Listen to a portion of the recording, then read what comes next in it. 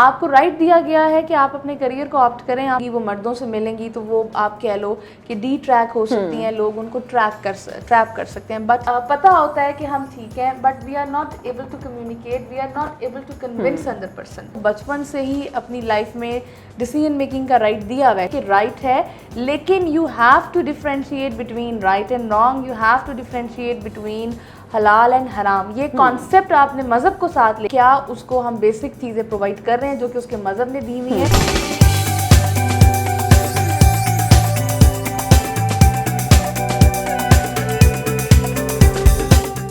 अस्सलाम वालेकुम एवरीवन, मैं हूं आपकी होस्ट मुआफ़ा मलिक। हम और आप विद PNY के एक न्यू शो के साथ। जैसा कि आप सब लोग जानते हैं, PNY एक ऐसा इदारा है जहां हम हज़ारों की तादाद में स्टूडेंट्स को डिफरेंट स्किल सिखाते हैं, जिनसे वो अपनी पर्सनल लाइफ के साथ साथ अपनी प्रोफेशनल लाइफ और अपनी फाइनेंस को भी बेहतर कर सके।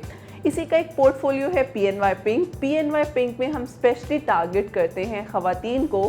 ख़वातीन किस तरह से मर्दों के शाना बशाना जाकर काम कर सकती हैं, अपनी पर्सनल लाइफ को और प्रोफेशनल लाइफ को बैलेंस कर सकती हैं, और किस तरह से अपनी फाइनेंस को भी बेहतर कर सकती हैं। हमारा आज का जो शो है वो बहुत ही दिलचस्प है, क्योंकि आज हम बात कर रहे हैं वुमेन एम्पावरमेंट के हवाले से। हमारी सोसाइटी में बहुत से स्टिग्मास हैं जी वुमेन एम्पावरमेंट में। औरत मार्च है, बहुत से हम लोग मिथ सुनते हैं, बहुत सी बातें सुनते हैं, औरत ये नहीं कर सकती, एक लड़की घर से निकल कर ये नहीं कर सकती। सिर्फ हमारे यहाँ ज़्यादातर वो प्रोफेशनली भी आप देखें टीचिंग या डॉक्टर की फील्ड लड़कियों के लिए ज़्यादा बेस्ट है।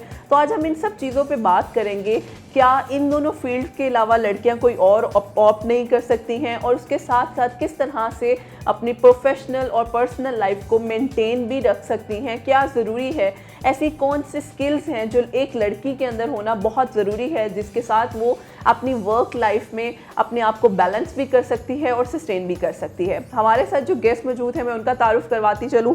मिस हमना है। मिस हमना से हम जानेंगे किस तरह से उनका माशाल्लाह से 16 इयर्स का एजुकेशन का एक्सपीरियंस है, और उसके साथ साथ वो लीड कर रही हैं करिकुलम और ट्रेनिंग हेड जोन को भी। तो हम उन्हें वेलकम करते हैं अपने शो में। अस्सलाम वालेकुम मिस, कैसी हैं आप? अल्हम्दुलिल्लाह, आप कैसी हैं? अल्हम्दुलिल्लाह miss, thank you so much first of all आपके टाइम के लिए, और माशाल्लाह से एक इतना लाइफ का आपका बड़ा एक्सपीरियंस है। 16 ईयर्स से आप एजुकेशन की फील्ड में हैं। अब बहुत सी हर्डल्स भी आती हैं, लेकिन उसके साथ साथ आप चीज़ों को बड़े बैलेंस तरीके से लेकर चल रही हैं, वो सबसे ज़्यादा अप्रिसिएशन है हमारे लिए। अब आज हम बात करना चाह रहे हैं स्पेशली वुमेन एम्पावरमेंट के हवाले से। जिस तरह से मैंने अभी कहा कि हमारी जो सोसाइटी है उसमें बड़े स्टिग्मास हैं जी, एक औरत ये नहीं कर सकती है, एक लड़की घर से बाहर ये निकल के नहीं कर सकती, एक शादीशुदा है तो वो ये नहीं कर सकती है, उसे ये, मतलब डिफरेंट हमारी सोसाइटी में मिथ्स हैं जिन प्रोटोकॉल्स को हम बड़ा फॉलो भी करते हैं। समटाइम्स लड़कियां इतना ज़्यादा अपने आप को लेट डाउन कर लेते हैं कि उन्हें लगता है शायद हमारी उतनी वैल्यू या वर्थ है ही नहीं है।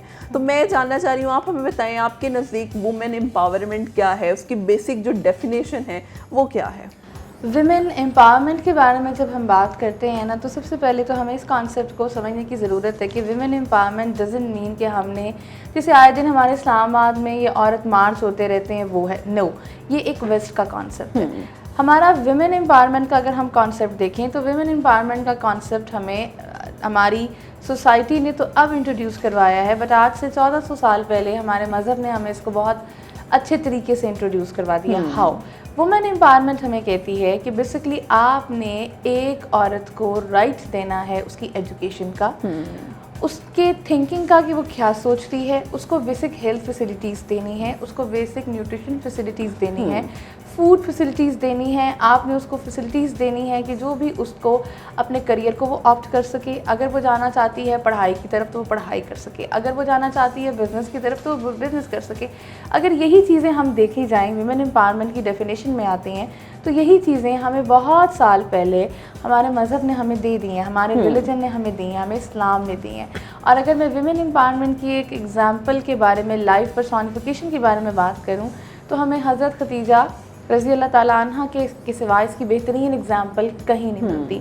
आज से 1400 साल पहले वो एक ऐसी विमेन थी जो कि वुमेन एम्पावरमेंट की एग्जाम्पल थी, एजुकेटेड थी, इसके अलावा बहुत ज़्यादा फाइनेंशियली स्टेबल भी थी, साथ साथ अपना एक बिज़नेस भी करती थी, और साथ साथ उनको राइट भी दिया गया था कि वो बेसिकली अपना जो लाइफ पार्टनर है वो अपनी मर्जी से चूज़ कर सकें। लेकिन हम लोग क्या करते हैं, हम लोग ये करते हैं कि हम मज़हब को जब इस्तेमाल करते हैं हम उसको अपनी मतलब की चीज़ों में इस्तेमाल कर देते हैं। अब आप देखें हमारा विमेन एम्पावरमेंट भी यही कहती है, लेकिन साथ साथ अब आप ये देखें कि हमारा मज़हब, हमारा मुआशरा हमें कहता है कि हमने डूज़ एंड डोंट्स भी देखने हैं, हमने राइट एंड रॉन्ग को भी देखना है। आपको राइट दिया गया है कि आप अपने करियर को ऑप्ट करें, आपको राइट दिया गया है कि आप अपने लाइफ पार्टनर को चॉइस करें अपनी मर्जी से, बट इट डजंट मीन कि आप रॉन्ग साइड पे जाएं, इट डजंट मीन कि आप रॉन्ग रिलेशनशिप में जाएं, इट डजंट मीन कि जैसे आजकल हमारे ये चाय कैफ़ेज़ भरे होते हैं यूनिवर्सिटीज़ के बच्चियों से, ये विमेन एम्पावरमेंट बिल्कुल नहीं कहती। विमेन एम्पावरमेंट कहती है कि राइट है, लेकिन you have to differentiate between right and wrong, you have to differentiate between हलाल एंड हराम। ये कॉन्सेप्ट आपने मज़हब को साथ लेकर जब हम एक औरत को ये शऊर देते हैं कि क्या उसको हम बेसिक चीज़ें प्रोवाइड कर रहे हैं जो कि उसके मज़हब ने दी हुई है और जिसे विरासत में हक होता है। बिल्कुल। हम अनफॉर्चुनेटली सब कॉन्टिनेंट में कई साल हिंदुओं के साथ रहने के वजह से हम इस चीज़ को डिस्करेज कर बैठे हुए हैं कि हमारी विरासत में भी हक होता है, जबकि हमारा मज़हब, हमारा जो इस्लामिक कल्चर है वो हमें राइट देता है। तो विमेन एम्पावरमेंट का मतलब है कि एक खातून को, एक लड़की को आपने बेसिक उसकी राइट ऑफ एजुकेशन देना है, बेसिक नीड जो उसकी हैं वो पूरी करनी है, उसको सही और गलत की तमीज़ सिखानी है, ताकि अगर उसके पेरेंट्स के अगर ज़िंदगी में हैं उसको गाइड कर सके, और अगर उसके पेरेंट्स उस दुनिया से चले जाते हैं तो उसको पता हो कि ये मेरे वो चीज़ें थी जो मेरे कल्चर, मेरे मज़हब और मेरी फैमिली नॉर्म्स ने मुझे सिखाई, और उसको देखते हुए उसको अपलिफ्ट करना, उनको सपोर्ट करना एजुकेशन के लिए, उनको फाइनेंशियली इंडिपेंडेंट करना। फाइनेंशियली इंडिपेंडेंट का मतलब ये नहीं है कि हम मर्दों के आगे हैं, उसका मतलब ये नहीं है कि हम मर्दों के बराबर हैं। फाइनेंशियल इंडिपेंडेंस का मतलब होता है कि हमारी लाइफ में हमारा जो भी मेल कंपेनियन है वो हमारा हस्बैंड है, हमारा भाई है, हमारे पेरेंट हैं, जिसके साथ हम रह रहे हैं, हम उनको सपोर्ट करें। हम उनको क्रॉस नहीं कर सकते, इसलिए नहीं कर सकते कि मज़हब हमारा ये कहता है कि हम उनसे एक स्टेप पीछे हैं, ठीक है ना। वो एक स्टेप पीछने के लिए अल्लाह ताला ने उनको कफ़ील की ज़िम्मेदारी दी है, तो हमें और बहुत चीज़ों की ज़िम्मेदारी दी है। हमारी एम्पावरमेंट ये है कि हमें वो एम्पावरमेंट दी जाए कि जो हमें ज़िम्मेदारी दी गई है लोगों को बनाने की, अपनी तरबियत की, अपनी इंडिपेंडेंस की, हम उस पर फोकस करें। बिकॉज वुमेन एम्पावरमेंट स्ट्रॉन्ग होगी तो ही हम आने वाली जनरेशन्स को बता सकेंगे कि what is right and what is wrong. This is the basic definition of women empowerment, जिसका डिलेमा हमारे कंट्री का ये है कि हम उसको बड़ा एक रिलेट कर देते हैं कि जी अब हम इस्लामाबाद में जाएंगे और हम ये करेंगे, हम अपना खाना खुद बनाओ। नो, ये वुमेन एम्पावरमेंट नहीं कहती। ठीक, दैट्स रियली इम्प्रेसिव कि हम इस चीज़ को उस तरह से सोचते नहीं हैं। अच्छा, इसी तरह से शुरू में मैंने एक और बात की हुई समझा कि हम देखते हैं प्रोफेशनलिज्म में कि बहुत सी बच्चियां जब अपना कैरियर चूज़ करना चाहती हैं कि हम इस फील्ड में जाना चाहते हैं, तो हमारी फैमिलीज़ में एक चीज़ बड़ी वो फैक्टर आता है, वो एक शुरू में ही बच्चों पे लेबल लगा दिया जाता है कि लड़का है तो इंजीनियर और इस तरह की फील्ड में जाएगा, अगर लड़की है डॉक्टर नहीं तो टीचिंग की फील्ड में जा सकती है। इससे ज़्यादा नोबल आप कह लें कि ऑप्शंस ही और कोई नहीं है। तो इस बारे में आप क्या कहना चाहेंगी? अच्छा, इसमें मैं आपको सबसे ज़्यादा, जैसे आपने आपकी बात से मिलूँगी कि नोबल नहीं है। अच्छा, ये जो नोबल का कॉन्सेप्ट आया है ना, ये कॉन्सेप्ट ये कहता है कि शायद इसमें दो फैक्टर्स होते हैं। एक, वो कहते हैं ना कि लड़कियों से जो डर लगने की पेरेंट्स को या फैमिली के लोगों को वजह होती है, वो सोसाइटी के कुछ नॉर्म्स होते हैं जिनसे वो डरते हैं। अब समझा ये जाता है कि बेसिकली आपकी जो एक टीचिंग की फील्ड है वहाँ सारी की सारी आपकी टीचर्स होंगी, तो वो फीमेल ही होंगी और फीमेल ही प्रिंसिपल होगी ज़्यादातर स्कूल्स में। हालांकि अब ये कॉन्सेप्ट चेंज भी हो रहा है, तो समझा जाता है कि वो बड़ी एक सिक्योर इन्वायरमेंट है। लोग, अगर हमारी लड़की घर से निकल भी रही है और जॉब भी कर रही है, तो कल को वो आएगी तो लोग उस पर बात नहीं करेंगे। और अगर बात, वो कहते हैं ना लोग क्या कहेंगे फैक्टर है, कि अगर बात भी करेंगे तो हम कहेंगे लो लड़कियों में तो जाकर काम कर रही है। और अगर डॉक्टर देखा जाए तो ये डॉक्टर को बेसिकली एक आप लेते हो एंजल के तौर पर, एक मसीहा के तौर पर, जिसका काम होता है कि बेसिकली लाइफ उसने सेव करनी है। डॉक्टर में एक हमारे पास बढ़िया, हमारा कह लो कि हमारी लक है कि डॉक्टर के प्रोफेशन में हम ये नहीं कहते कि ये लड़का है या लड़की है, डॉक्टर इज़ अ डॉक्टर, ठीक है ना। ऑल्दो टीचर भी यही होता है, लेकिन बेसिकली हमारे मुल्क में और ख़ासकर हमारी सोसाइटी के का कह लो कि जो पैशन होता है कि जी हमने यही बनाना है, उसका मकसद ये होता है कि ये ऑल गर्ल्स मेरे पेरेंट्स समझते हैं कि शायद इस नॉर्म में रहने की वजह से हम अपनी बच्चियों को सिक्योर कर देंगे, और उनका एक कह लो कि उनका एक माइंडसेट ये बन चुका हुआ है कि बाकी जो आपके पास फील्ड्स हैं उसमें लड़कियां जो हैं वो सिक्योर नहीं होंगी, वो मर्दों से मिलेंगी तो वो आप कह लो कि डी ट्रैक हो सकती हैं, लोग उनको ट्रैप कर सकते हैं, बट नहीं।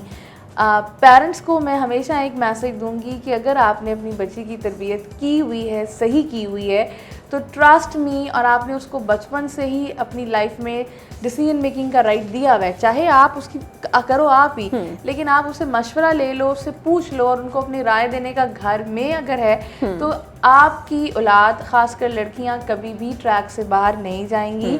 आप उनको जो भी उनका प्रोफेशन है उनकी करियर काउंसलिंग करें, वंस उनसे पूछें कि वो कहाँ जाना चाहती हैं, क्या पढ़ना चाहती हैं। अगर मैं अपनी एग्जांपल आपको यहाँ पे दूँ तो basically I am the eldest like child of my parent, और मेरे पेरेंट्स की बड़ी ख्वाहिश थी कि उनका कोई बच्चा डॉक्टर बने। ठीक है, मेरे नंबर मैट्रिक में कोई इतने अच्छे नहीं आए थे, बाद में एफएस में बहुत अच्छे आए। बीएस ऑनर्स में मैं अपने यूनिवर्सिटी की I was gold medallist, MPhil में भी मैं अपने बैच की टॉपर थी। लेकिन क्योंकि मुझे उस वक्त एक ऑप्शन यही होती थी हमारे स्कूल्स में कि या तो आर्ट्स पढ़नी है, और आर्ट्स में भी वही सब्जेक्ट्स होते थे जो कि आपको पता है कि उस वक्त स्कूल में पढ़ाए जाते थे कि आपने जनरल मैथ पढ़ लिया, आपने एजुकेशन पढ़ ली, और आपने वो जो होम इकोनॉमिक्स का सब्जेक्ट होता था, और या दूसरी ऑप्शन थी कि आपने साइंस पढ़नी है, वो मैथ्स, फिजिक्स एंड बायोलॉजी वाला। अब मुझे बायोलॉजी नहीं समझ आती थी, और तब तो ये ऑप्शंस ही नहीं होती थी जैसी ऑप्शंस आपको स्कूल दे रहे हैं कि आप साइकोलॉजी ऑप्ट करो, आप सोशियोलॉजी ऑप्ट करो, आप इकोनॉमिक्स ऑप्ट करो, तब ये ऑप्शंस नहीं होती थी। मैंने अपनी वो ले ली, पैथेटिक नंबर। बायोलॉजी मुझे आज तक समझ नहीं आती कि है क्या भाई, अगर जो भी है वो मच्छरों को हमने डब्बे में बंद करना है तो हमें क्या, वो मियोसिस है कि मिटोसिस है, मुझे उससे नहीं फ़र्क पड़ता। ठीक है, वही हुआ, फर्स्ट अटैम्प्ट में मैं पास हो गई। मैंने बेसिकली उस वक्त आपका ए ग्रेड मेरा आया था, या बी प्लस था, या ए था, लेकिन 850 टोटल होता था, लेकिन आई गेस 580s में मेरे नंबर थे, वो भी फर्स्ट डिवीज़न ही। बट मैं जा नहीं सकती थी बायोलॉजी में। ठीक है, मेरे जितने भी कंपैटिटर थे उस वक्त, मेरे फादर के और मेरी मदर के जितने भी कज़न्स के बच्चे जिन्होंने मेरे साथ एग्ज़ाम दिए हुए थे, सबके मुझसे बहुत अच्छे नंबर आए, सबको मेडिकल में एडमिशन मिल भी गया, और मुझे एडमिशन मैंने लेना भी नहीं था। मुझे यकीन करें, मेरे पेरेंट्स ने, मेरी फादर ने, मेरी मदर ने फोर्स ही नहीं किया कि आपने क्या लेना है। उन्होंने मुझसे पूछा आप क्या चाहती हो, मैंने उनको चॉइस बताई, मैथ्स, फिज़िक्स एंड कंप्यूटर। वही मैथ्स, फिज़िक्स एंड कंप्यूटर जब मैंने अपने एफएससी में लिया, मैं अपने बैच की टॉपर थी। जिस साल लोगों का रिज़ल्ट 4% आया लाहौर बोर्ड का, और मैंने उस वक़्त आपके 500 में से 400 समथिंग नंबर लिए। तो बेसिकली चॉइस, इंटरेस्ट दे, मुझे फोर्स नहीं किया गया। 2 साल बाद मैंने कहा कि मैंने एफएससी के बाद मैंने बीएस ऑनर्स करना है, और मैंने 3 ऑप्शंस मतलब मेरे फादर ने मेरे सामने रखी, नस्ट रखी, फास्ट रखी, इसके अलावा आपकी ये पंजाब यूनिवर्सिटी ओल्ड कैंपस रखा, और एक गैरिजन रखा। मेरा तीनों जगह नाम आ गया। आई रियली वांट कि मैं फ़ास्ट में पढ़ती, लेकिन फ़ास्ट में भी जब मैं फ़ीस जमा करवाने गई हूँ, मुझे वहाँ जाकर नज़र आया कि ये हमारे घर का जो कल्चर है उससे चीज़ें मैच नहीं करती। मेरे फादर ने मुझे एक दफ़ा कहा, हमने आराम से उसको चेंज कर दिया। जो वही university, Punjab university old campus मैंने ऑप्ट किया। उसके बाद जब मैंने वहाँ पे पढ़ाना शुरू किया, मुझे यहाँ पे एक चीज़ मतलब पढ़ना शुरू किया, मुझे एक चीज़ फील होती, I was very good in programming, very good in designing. मैंने साथ साथ लेकिन उसको क्या किया कि मुझे साथ टीचिंग का भी शौक़ था। मैंने वहीं से टीचर असिस्टेंट बनना शुरू किया। मुझे जब मैंने ज्वाइन किया एडहॉक पे गवर्नमेंट कॉलेज को 2 साल एक पढ़ाने के लिए, बीएससी के और बीए के और एमए के स्टूडेंट्स को पढ़ाने के लिए, मुझे किसी ने नहीं फोर्स किया मेरी फैमिली में कि तुमने तो आईटी की हुई, तुम सॉफ्टवेयर इंडस्ट्री में क्यों नहीं बैठी हुई। क्यों? बिकॉज वहाँ पे आप देखो, मैं लड़कों को भी पढ़ा रही थी। वो लड़के जिनको मैं मास्टर्स पढ़ा रही थी और मैं ऑनर्स करके आई थी, कुछ लड़के मेरी उम्र के थे, कुछ लड़के मेरे से बड़े थे। मेरा जो फर्स्ट बैच था वो मेरे से उम्र में बड़ा था, और मेरे से मतलब या उम्र में था। फिर जब यूनिवर्सिटी में मैंने एमफिल्स को पढ़ाना शुरू किया, उसमें तो आपको पता है शाम की क्लासेस में बहुत बड़े बड़े स्टूडेंट्स आते हैं, जिनको आप बेटा या बच्चे भी नहीं कह सकते कि वो माइंड करते हैं। तो बात ये है कि टीचिंग आप जब देखते हो तो इट डजंट मीन कि जी सिर्फ और सिर्फ हम ये सोचते हैं कि वहाँ सिर्फ लड़कियाँ होंगी। अगर आपको अपनी फैमिली पे और अपनी ब्रॉटअप पे ट्रस्ट है तो यकीन माने आप, कोई फ़र्क नहीं पड़ता कि आपकी बेटी के सामने कोई लड़का बैठा हुआ है, या कौन बैठा हुआ है। अगर आपने उनको बेसिक गलत और सही की पहचान बताई है, और प्लीज़ लड़कियों से पूछें कि आपकी टीचर और होना और आपका डॉक्टर होना this is not end of the world. हम 4 बहनें हैं, एक बिजनेस कर रही है, मैं अपना सेटअप चला रही हूँ जिसमें टीचर्स की ट्रेनिंग भी आ रही है, स्कूल की करिकुलम भी आ रहा है, साथ यूनिवर्सिटी के स्टूडेंट्स को भी डील कर रही हूँ, कॉर्पोरेट सेक्टर को भी डील कर रही हूँ, बेतहाशा लोगों से मेरा रोज़ का मिलना जुलना है, मतलब आदमियों के साथ भी। लेकिन ये पता है सबको एक कल्चर में कि मिस को ये बात कही या इस तरीके से मिस से बात की तो मिस ने ऑफेंड हो जाना। क्यों? एक इम्प्रेशन मैंने दे दिया हुआ है। I was very friendly, I was very adaptable, मैं बहुत कंफर्टेबली और अंडरस्टैंडिंगली काम करती हूँ, लेकिन ये मेरी लिमिट है कि मजाक इस हद से आगे मेरे साथ नहीं होगा। एक पर्सनल और एक प्रोफेशनल लाइफ में डिस्टेंस क्रिएट करना। तो बेसिकली अपनी लड़कियों को, अपने बच्चों को ये बताना। मेरी एक बहन डॉक्टर है, कंसल्टेंट है, ऑल मतलब वो इस वक्त देख रही है एक पाकिस्तान के टॉप नॉच हॉस्पिटल में वो देख रही है, उसकी नाइट्स भी लगती हैं, शी इज़ मैरिड। नाइट्स में आपको पता है 30 आवर्स की ड्यूटी होती है, बट ये ट्रस्ट होता है कि जो आपके पास आएगा वो एज अ पेशेंट आ रहा है। एक बहन मेरी गवर्नमेंट सेक्टर में है, 18 ग्रेड में है, पूरा पंजाब वो फिरती है अपने, वहाँ पर उसको बहुत सारे मेल कुलीग्स भी मिलते हैं, लेकिन इवन दे नो इस लिमिट से आगे नहीं जाना।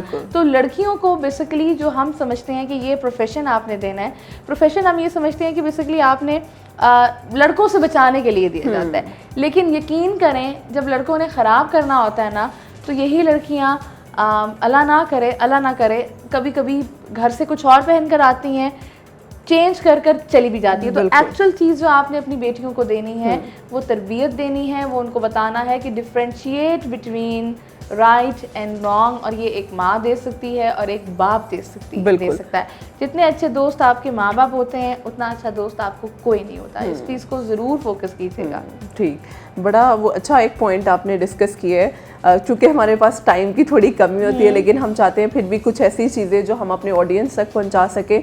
लास्टली मैं चाहती हूँ कुछ ऐसी स्किल्स जो आपको लगता है या कुछ ऐसे पॉइंट्स जो कि हमारे लिए एक अच्छा मैसेज भी हो सकते हैं, जो एक लड़की के अंदर होना बहुत ज़रूरी है ताकि वो अपनी पर्सनल और प्रोफेशनल लाइफ को एक तो मेंटेन भी कर ले और उसको डिफ्रेंशिएट करके भी लेकर जा सके।